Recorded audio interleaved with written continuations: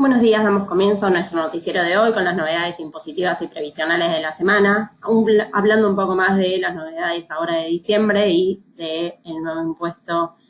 que ya fue publicado en el boletín oficial el día lunes 23 de diciembre. Esto se publicó por la tarde, que es la ley del impuesto solidario.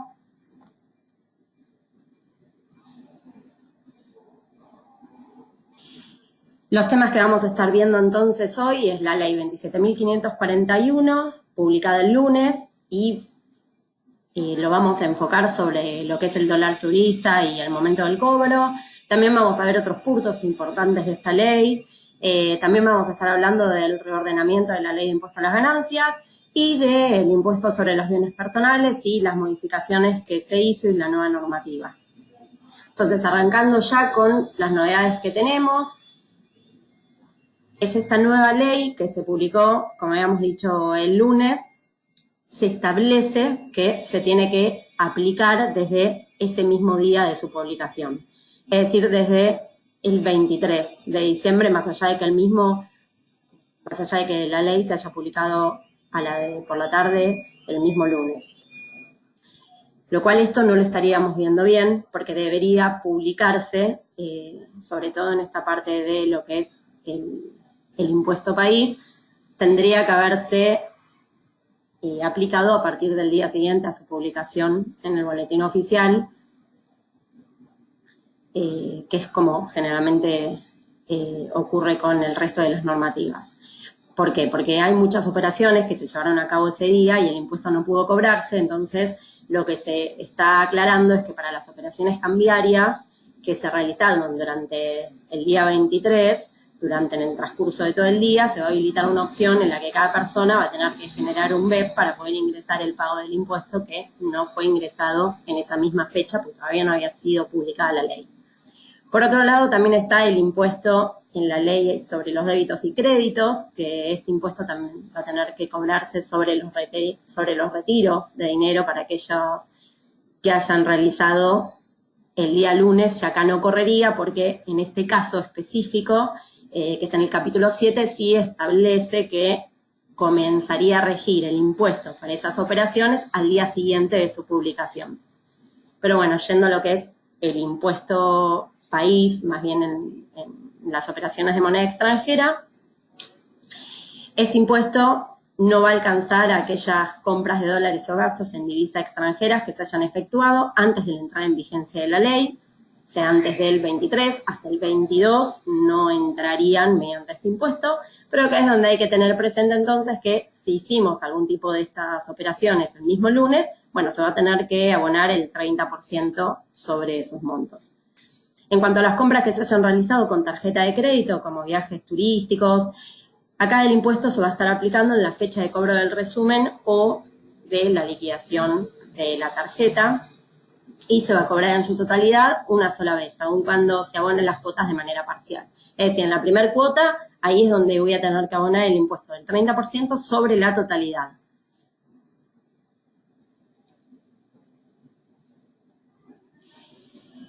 Acá las operaciones antes del 23, entonces pasaría lo mismo, no estarían mediante el cobro de este impuesto,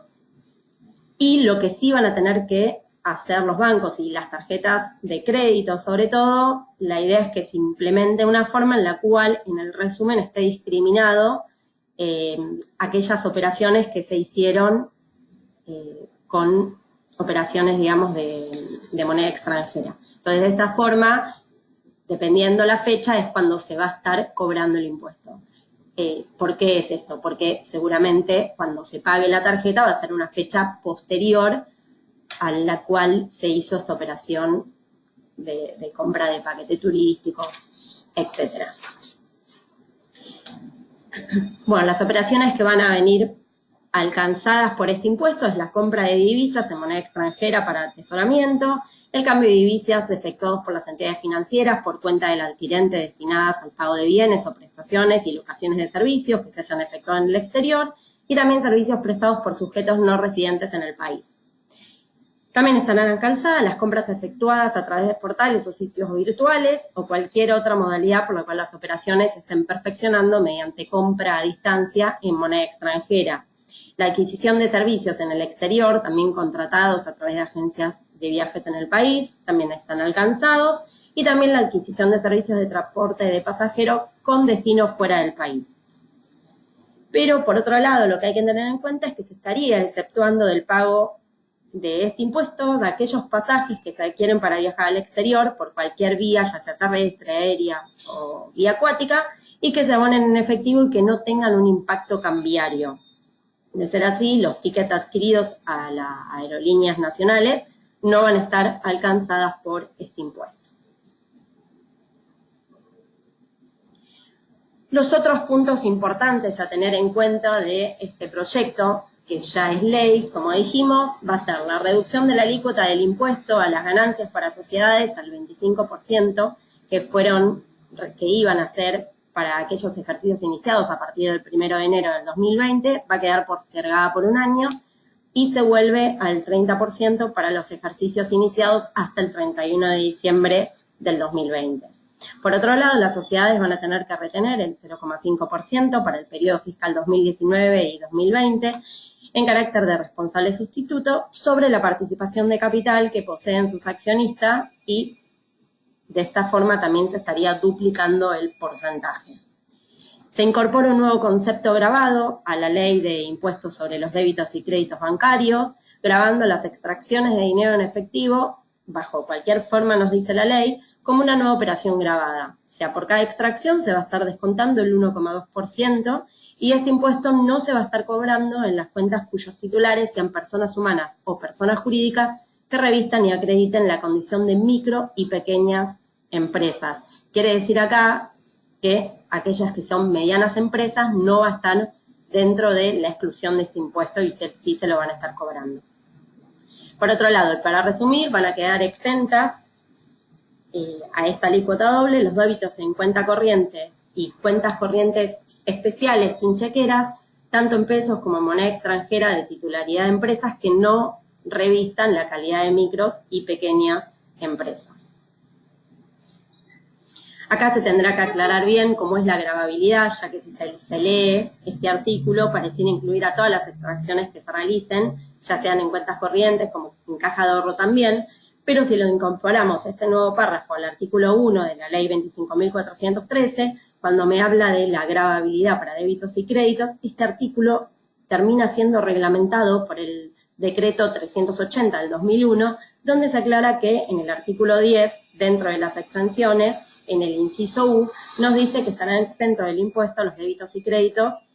que se efectúen en cuentas de caja de ahorros abiertas en instituciones regidas por la ley de entidades financieras. Con lo cual esto va a tener que reglamentarse o aclararse, porque se interpreta entonces que van a estar alcanzadas por este nuevo impuesto los débitos siempre que se trate de cuentas corrientes y que no estén categorizadas como pequeña empresa, dejando fuera de este impuesto a las cajas de ahorros. Entonces, lo que acá vamos a tener que tener en cuenta es que en el caso de las personas físicas que tengan cajas de ahorros, no van a estar alcanzados, solamente, bueno, tampoco van a estar alcanzados aquellos que tengan cuenta corriente y sean personas jurídicas o personas físicas que estén categorizados como micro y pequeñas empresas. Ojo que si tienen el certificado, siempre tienen que presentar este certificado de que estén categorizados como tal, porque si tienen uno que fuera temporario o como la solicitud de haberlo pedido, en ese caso, hasta que no le den el certificado, igualmente van a estar alcanzados por este impuesto. También se presenta un plan de regularización de obligaciones tributarias, una moratoria para la seguridad social y aduaneras para los sujetos que encuadren y se encuentran inscriptos, también como micro y pequeñas empresas, y por las obligaciones vencidas al 30 de noviembre del 2019. También se van a poder incluir, en este caso, los intereses y sanciones, y también va a dar la posibilidad que se inscriban para deudas que se encuentren en discusión administrativa o judicial. Esta moratoria va a producir la suspensión de las acciones penales tributarias en curso hasta que se cancele toda la deuda y se van a condonar multas impositivas, el 100% de los intereses para deudas de autónomos y un porcentaje de los intereses resarcitorios de las obligaciones impositivas. Bueno, ahora yendo un poco a las modificaciones del decreto reglamentario, también de impuesto a las ganancias, y que también incluye modificaciones esta nueva ley, la 27.541, que es la de esta ley solidaria. Bueno, los puntos que vamos a tener es la distribución de dividendos a los fines de la aplicación del régimen de retención del 7 o del 13%, van a tomarse los dividendos ajustados por inflación al momento del pago. También el régimen de impuesto de igualación resulta aplicable con los dividendos ajustados por inflación, que se paguen en dinero o en especie. La comparación con las utilidades impositivas se realizará considerando las ganancias contables determinadas al cierre de los ejercicios cerrados con anterioridad al 1 de enero del 2018, sin contemplar acá el ajuste contable por inflación.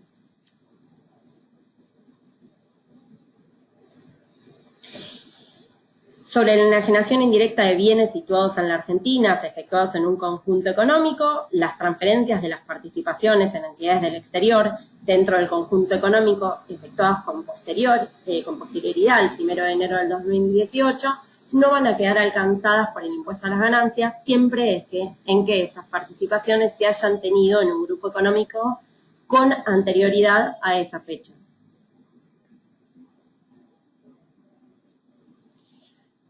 En cuanto al rescate de los fondos de común de inversión abiertos, en los casos en que el rescate arroje ganancias, este resultado va a ser considerado como un rendimiento sujeto a la alícuota del 5 o del 15%, de acuerdo con el activo subyacente. Ahora, si el rescate no arrojara ganancias, el resultado va a ser tratado como una operación de enajenación que va a poder imputarse contra otros resultados de la misma clase, y en estos casos no van a estar grabadas las actualizaciones y diferencias de cambio. Otras modificaciones que hay es en cuanto a quebrantos específicos, no aplican los casos de pérdidas por descuentos sufridos por emisores de los valores con motivo de transferencias en caso de sus negociaciones primarias, como factura de crédito electrónica. Sobre el devengado exigible se incluyen los subsidios otorgados por el Estado Nacional en el marco de incentivos a la inversión, siempre que su exigibilidad se produzca uno o más periodos fiscales distintos a su devengamiento. En cuanto a la capitalización exigua, se aclaran que estarán alcanzados por la limitación de la deducción contenida en el artículo 81, inciso A, de la Ley de Impuesto a las Ganancias, las diferencias de cambio por deuda en moneda extranjera. Las deducciones por prima de seguro por riesgo de muerte y de seguro mixto, se admite la deducibilidad por parte del asegurado en la medida en que exista remuneración sujeta a impuesto. En el caso del rescate anticipado de fondos común de inversión con objeto de retiro, va a estar no grabado en la medida en que se reinvierta en otro fondo de común de inversión de retiro dentro de los 15 días hábiles. Y el rescate anticipado en los casos de fallecimiento, incapacidad total, enfermedades graves, etcétera, también se encuentra no grabado. En cuanto a las deducciones generales, ya sea las deducciones generales y las personales, se van a estar computando en primer término contra aquellas ganancias sujetas a la escala progresiva y de existir un remanente contra la ganancia neta de fuente extranjera que esté sujeta a la alícuota del 15%. Para los establecimientos permanentes se considera que es un establecimiento permanente en los casos de sujetos residentes en el país que actúen por cuenta y orden de entidades vinculadas del exterior, que obtengan ingresos por estas actividades que representan más del 75% y de los ingresos brutos totales de cada periodo. En cuanto a las sucursales del exterior y las remesas de sucursales, se van a aplicar las mismas reglas que para las distribuciones de dividendos por sociedades respecto al régimen de impuesto de igualación y las alícuotas del 7 o del 13% según corresponda. Sobre transferencias entre sujetos del exterior de inmuebles en el país, en estos casos se incorpora como obligados al ingreso del impuesto a los responsables sustitutos en los términos del artículo 26 de la Ley de Impuesto a los Bienes Personales.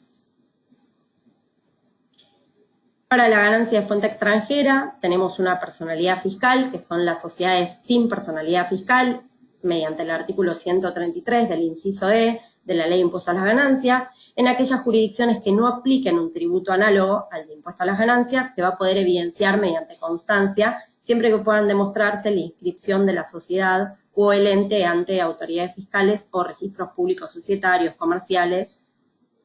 o alguna otra autoridad de control. En los casos de fondos del exterior que no tengan personalidad fiscal establecidos en jurisdicciones no cooperantes o los fondos que provengan de jurisdicciones no cooperantes, el resultado se va a estar imputando por el ejercicio fiscal del rescate.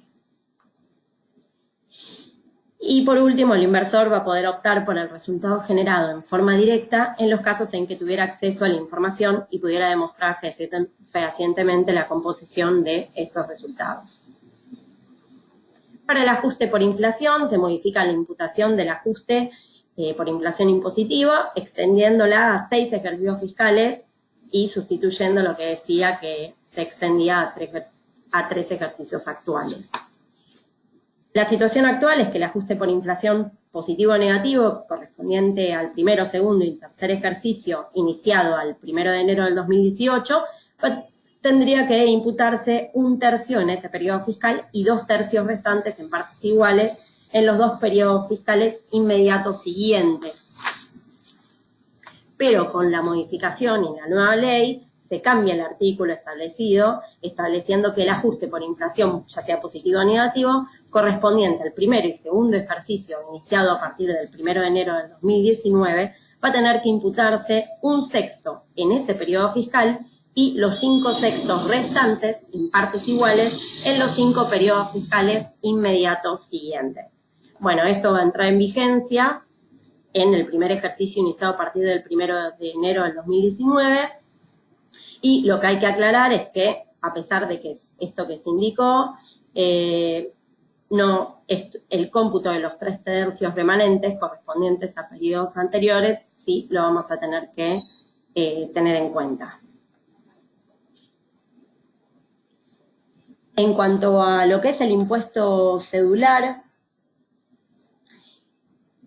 lo que nos dice la nueva ley es que se exime en el año fiscal 2019 los intereses a plazos fijos en moneda nacional, títulos públicos y obligaciones negociables con oferta pública, y para el periodo fiscal 2020 se va a dejar sin efecto el impuesto cedular a la renta financiera, subsistiendo únicamente para operaciones de venta de acciones, cuotas y participaciones sociales y cuota partes de condominios de fondo común de inversión cerrados, todo esto hablando siempre sin cotización. También lo que se hace es que se derogan los artículos entonces 95-96 de la Ley de Impuesto a las Ganancias, texto ordenado en este año, en el 2019. El impuesto alcanzaba el rendimiento producido por las colocaciones de capital en valores de fuente argentina, obtenidos por personas humanas y de sucesiones indevisas y beneficiarios del exterior, en este último caso bajo algunas condiciones que se establecieron. Se incluyen intereses de acciones, títulos públicos, obligaciones negociables y demás valores, e intereses originados en depósitos a plazos efectuados en instituciones que estén sujetas al régimen de entidades financieras de la Ley 21.526, ya sea en pesos o en moneda extranjera. Y lo que se hace con la nueva ley, se hace un restablecimiento de ciertas exenciones en el impuesto a las ganancias mediante el artículo 31, en donde se sustituye el inciso H del artículo 26 de la Ley de Impuesto a las Ganancias, que en la actualidad contempla la exención de los intereses originados por depósitos en caja de ahorro y cuentas especiales de ahorro efectuadas en instituciones sujetas al régimen legal de entidades financieras que fue normado por la Ley 21.526 y sus modificaciones. Entonces, el nuevo texto lo que hace es ampliar esta exención a los depósitos a plazo fijo en moneda nacional y los depósitos de terceros u otra forma de captación de fondos públicos, según lo determinó el Banco Central, en virtud de lo que establece la ley de la cual estamos hablando, esta nueva ley publicada recientemente. Van a quedar excluidos de esta exención los intereses que provengan de depósitos con cláusula de ajuste y también los intereses de depósitos en moneda extranjera. En el inciso se agrega que a efectos de la presente exención se restablece la vigencia de las normas derogadas por los incisos B, C y D del artículo 81 de la ley 27.430. En cuanto a la ley de impuesto sobre los bienes personales,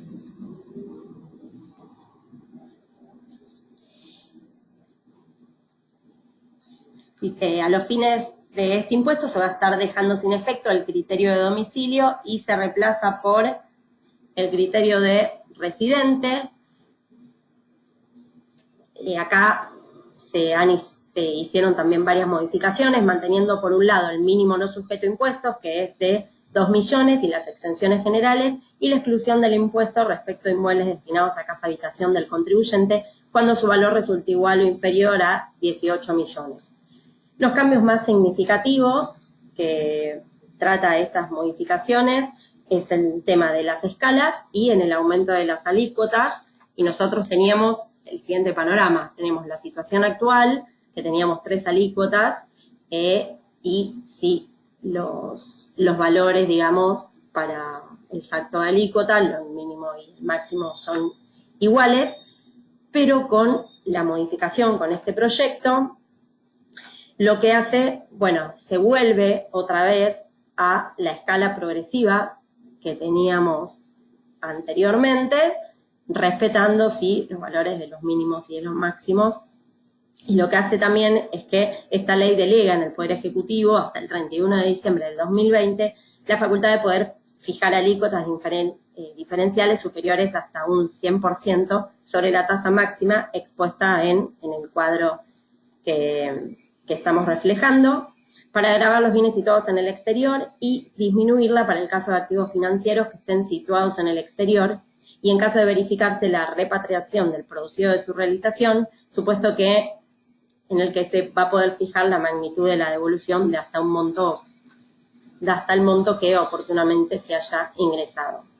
Se entiende por activos financieros entonces que son los situados en el exterior, la tenencia de moneda extranjera depositada en entidades bancarias, financieras o similares del exterior,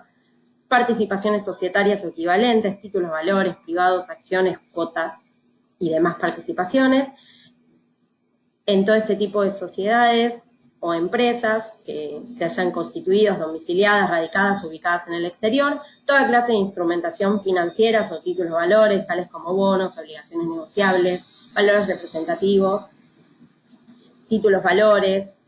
y certificados de depósitos de acciones, cuota partes de fondo común de inversión y otros similares, cualquiera sea su denominación, créditos y todo tipo de derecho del exterior susceptible de valor económico y toda otra especie que se prevea